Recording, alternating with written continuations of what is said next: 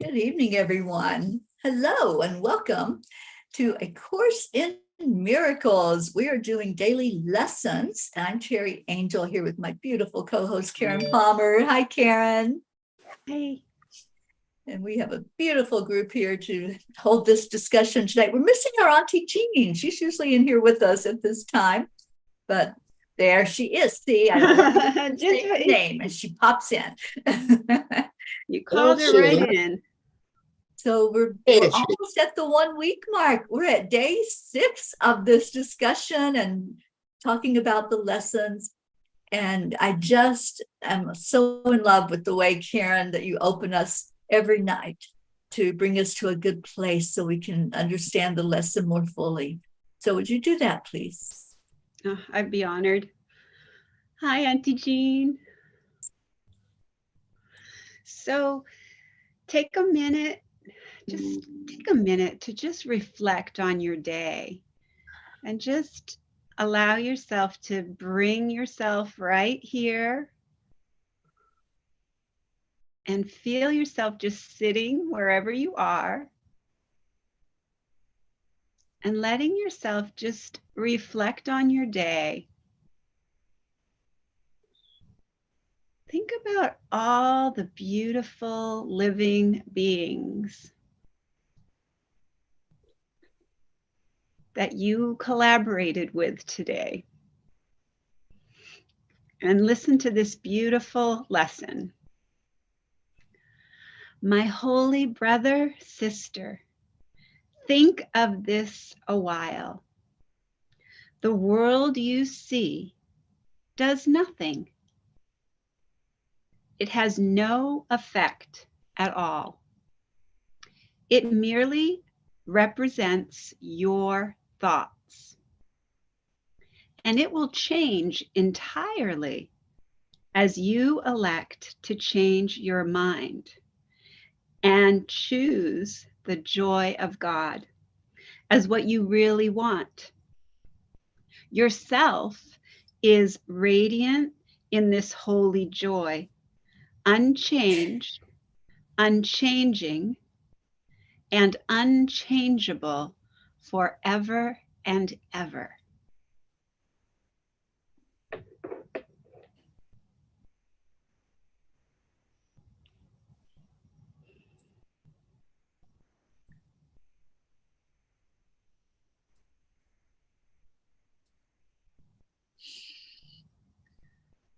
So just take a minute now, as you did reflect on your day, and just think about, there are so many things that change in our world, in this world that we're in. So many things that change. But what we're doing here right now is bringing all of our awareness to that beautiful, beautiful space where nothing changes, where we are timeless, eternal, changeless, fearless, limitless, and playful.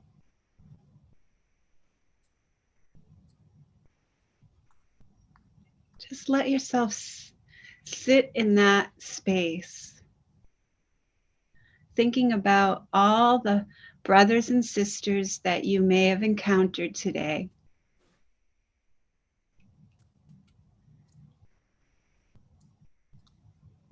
Thinking about that beautiful knowingness of absolute oneness. And all the reflections that show up on the screen of consciousness, all our projections.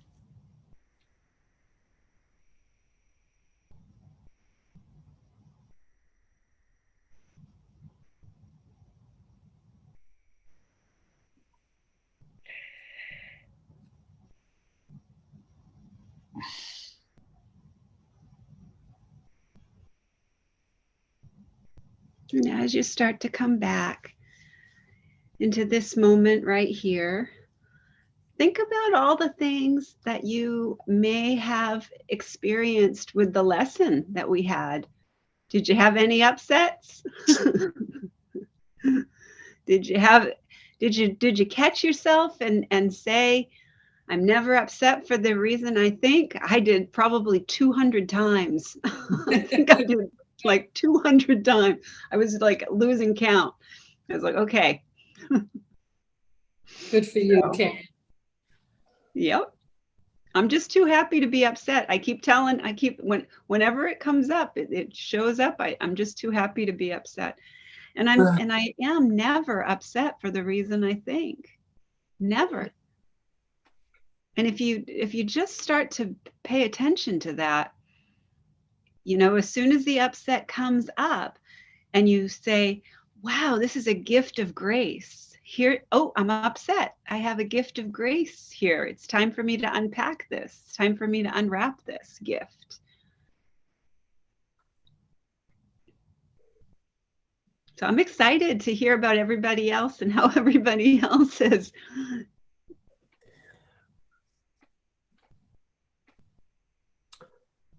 Well, I started out the morning with, when I was all, into it and everything. And then I guess I lost focus and then,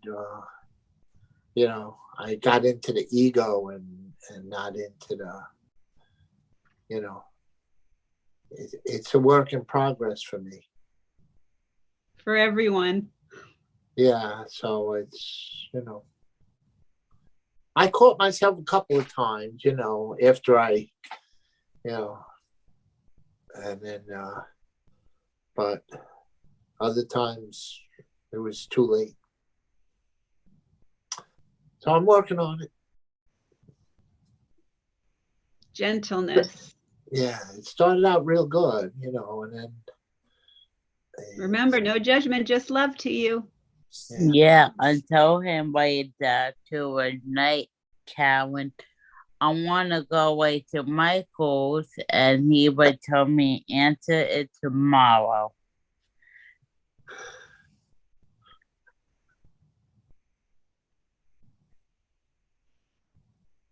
Charlie, consider yourself successful that you did it at all.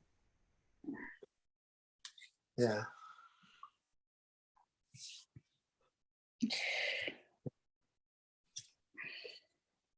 Teri knows this.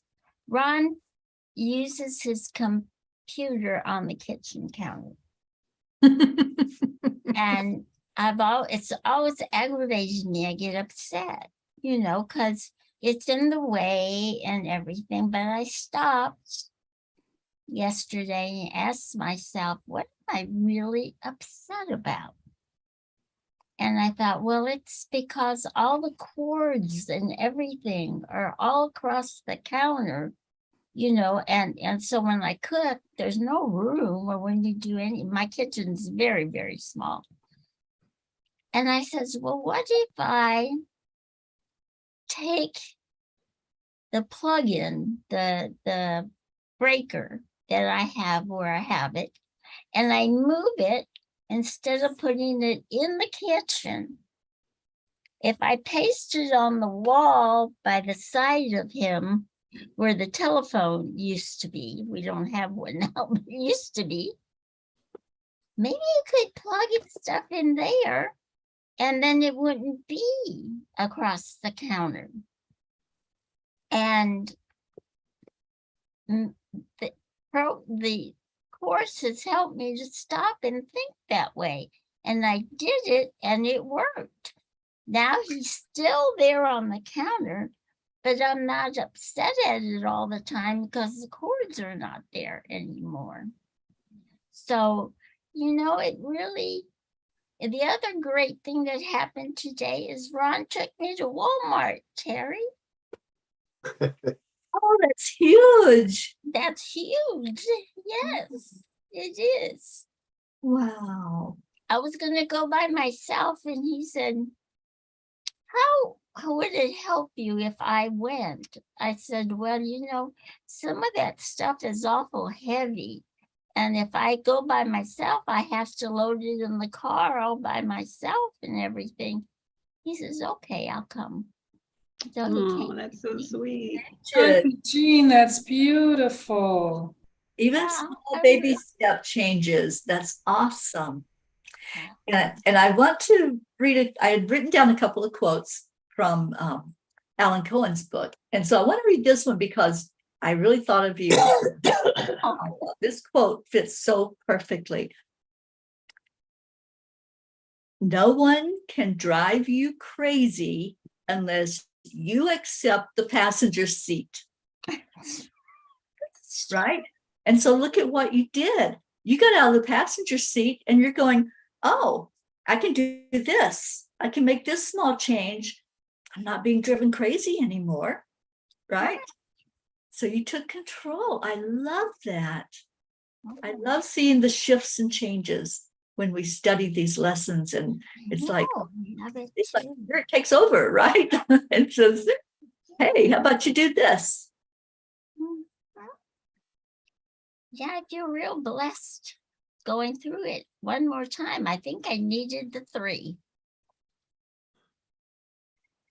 I think so.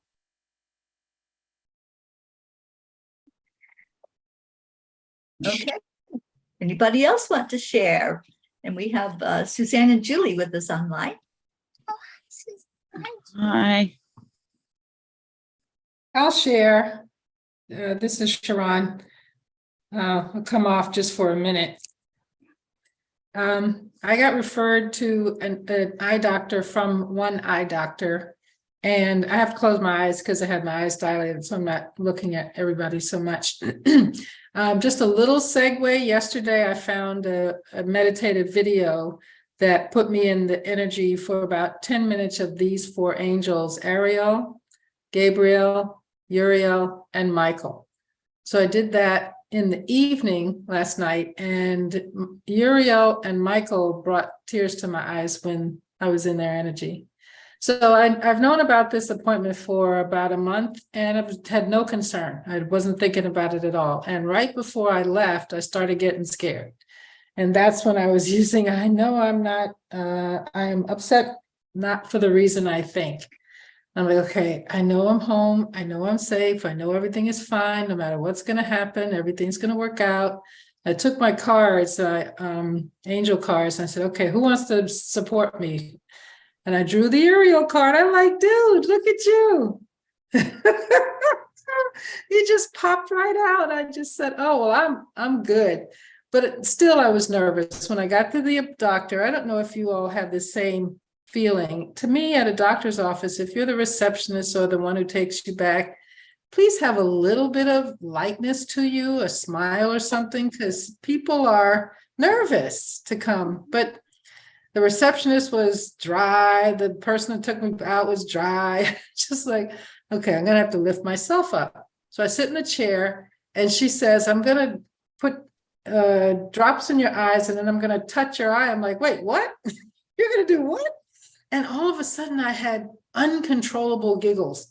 I just couldn't stop laughing. My eyes are small anyway. So my eyes kept closing. She goes, I have to put the eyes like, oh. So she finally got it done. And then a miracle happened. My body showed me a miracle. The doctor came in, did the whole event and said, oh, you have a hole in your eye. In the retina, I'm like, a hole? That doesn't sound good. She said, yeah, but it's probably been there for a while and your body calcified all around the hole. So I'm not concerned because usually we're concerned that they would grow and your body just did its thing and it's not going to grow. I was like, skippity doo dah. So that I'm angry. What is it, Karen? How does it actually go? I'm not upset for the reason I think. Right. I'm not upset for the reason I think. And I just kept knowing everything is going to be okay. I'm upset because past things, old things, people told me I'm afraid of doctors. These people are not being a little light. So a miracle happened. Thank you, body. Thank you for sharing that. That's so beautiful. Thank you for letting me be here. I really appreciate everyone. Going off camera now.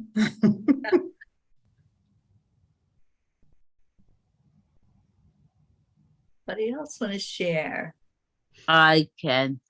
When I saw a keto where for your infinite fasting, and I lost like 40 pounds on it. And then I went to the glaucoma doctor in September. Then my eyelid pressure went down. Major, but I'm 15. Both my eyes, and my doctor is so proud of me. Yay. Good for you, That's Christine. my miracle. Oh, And that's I lost great. like 40 pounds on my keto. Awesome.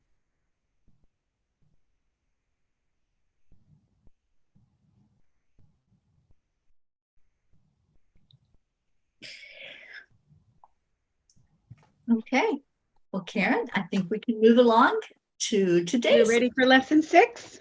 I believe we are. It's another goody. Yes. So before Karen tells us what the lesson is, I'd like to share. I wrote down a couple of quotes from Alan Cohen, who wrote the Course in Miracles Made Easy. And I love this one. He says, A Course in Miracles tells us that every act is either an expression of love or a call for love. Take that in for a moment. Every act, everything we do, we're either expressing love or we're calling out for love. And I think it helps me to really, if I remember that, then the people that I might start getting upset about, I'm like, are they showing the call for love? And I know yesterday I responded to everything that came my way with, I love you. I just love you. And so I'm really going to take this one and write that out for me to always be aware of, so that when I know I'm not upset for the reason I think I am, I can say, okay, was that a call for love from that person that I might have been getting a little upset about? I just wanted to share that quote before we get into the actual lesson.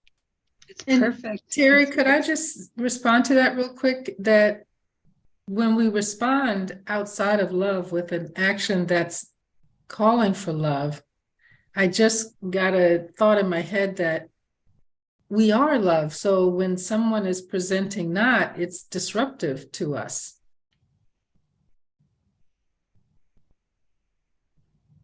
Absolutely. You go back to, I just love you, right?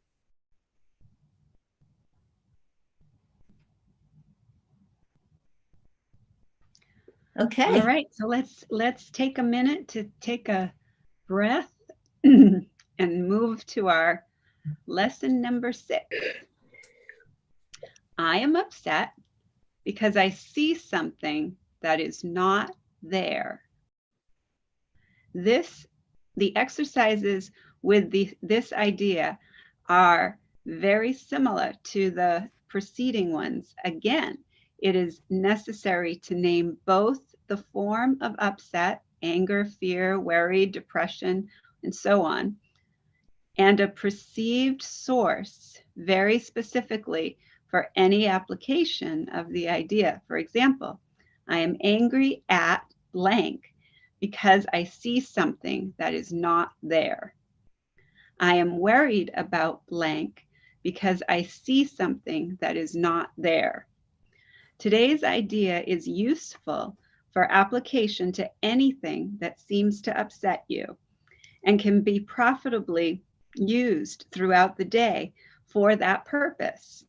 However, the 3 or 4 practice periods which are required should be preceded by a minute or so of mind searching as before, and the application of the idea to each upsetting thought uncovered in the search. Again, If you resist applying the idea to some upsetting thoughts more than to others, remind yourself of the 2 cautions stated in the previous lesson. There are no small upsets. They are all equally disturbing to my peace of mind. And I cannot keep this form of upset and let the others go. For the purposes of these exercises, I will regard them all the same.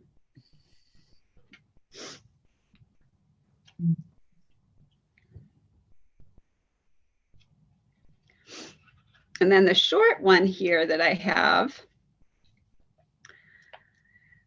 I love this one. It's just my little short little 50 short little lessons. It's quick little lessons. I am upset because I see what is not there. Really take this in for a minute. Reality is never frightening. Reality is never frightening. It is impossible that it could upset you. Reality brings only perfect peace. When you are upset, it is always because you have replaced reality with illusions, which you have made up. The illusions are upsetting because you have given them reality. And thus regard reality as an illusion. Nothing in God's creation is affected in any way by this confusion. You are always upset by nothing.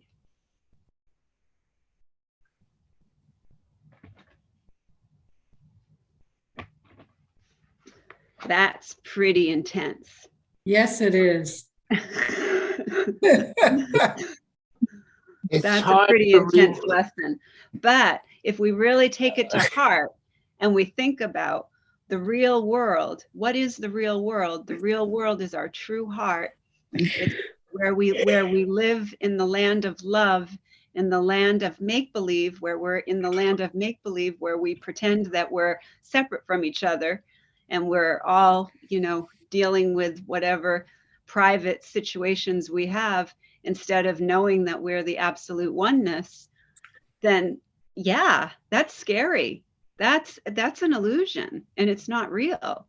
But if we can remember that reality is never scary, it's never frightening, and just keep coming back to the heart, just keep coming back to, let me see this in how it truly is, asking Spirit, let me see how this truly is. We begin to drop the illusions and have no interest in the illusions. And then they just kind of dissipate. They fizzle out. They're not real. So they just fizzle out. Absolutely. Julie Q says, wow, what a mouthful. I needed this one. I agree with you. It's like rewiring your brain. It totally is, Charlie. Exactly. It's like everything you ever thought or whatever. It's like it's like, wow, it's really heavy.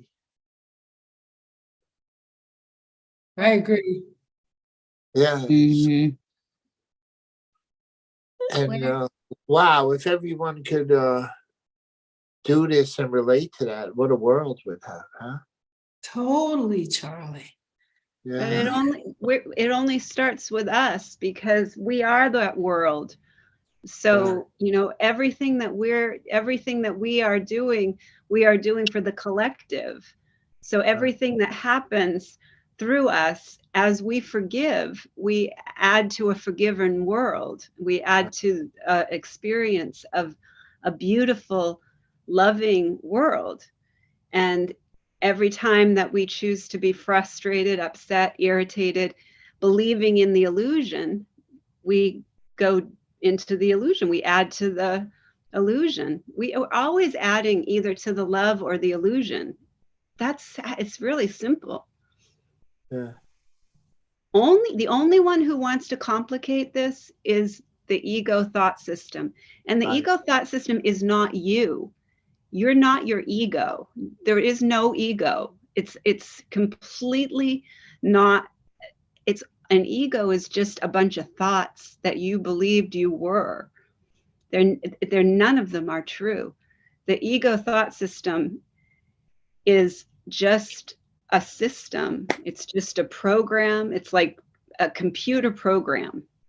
It's not real. Right. And if we identify as the ego and we say, oh, my ego is getting me, my ego did this or my ego did that, we identify as an ego, then we are limiting ourselves to the experience of being the lowest frequency that we can be on the planet. I think Auntie Jean wanted to say something. Well, what I was going to say is that I've been reading Pam's version, and I liked her explanation for this one. She says that we have this illusion that there are bad people and there are good people. And she says what we have to realize is we're all the same. So we have to start looking at them in the same way. We can't preconceive, well, you're bad or you're good. And that really made sense to me, because we've always, I want to say the world, we've always said there's white hats and black hats. Well, there's no hats. We're all one. We're all the same. So rather than try to make them be what we conceive they must be, we just love them like we do everybody else. At least that's the way I took it. So I like the way she explains things sometimes. I do too. I really love that. And Alan takes that as well and runs with it, with this lesson. And the fact that we guilt ourselves, we do the blame game and the shame game. And Alan says, the Course in Miracles tells us that guilt, which implies a severance from love, is the only truly impossible scenario in the universe. And he makes a statement, and I shared it with someone today. I said, all right, this is going to blow your socks off. So y'all ready for his statement? Yes. Guilt is punishing yourself before God doesn't. Take that in for a moment. We don't have a punishing God. No. But we punish ourselves because we think we're going to be punished, right? So that's what guilt is. It's us beating up ourselves, punishing ourselves before God doesn't. And God's not going to. I just love that statement so much. And I'm like, you know what? I'm going to be using that statement because it just makes it so clear that, why are we focused on punishment?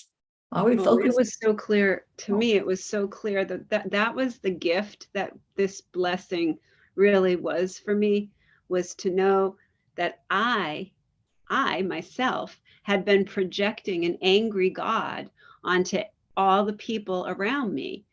And I was waiting for that other shoe to fall. And I was waiting for the punishment and not realizing that I was doing that to myself. I had no idea.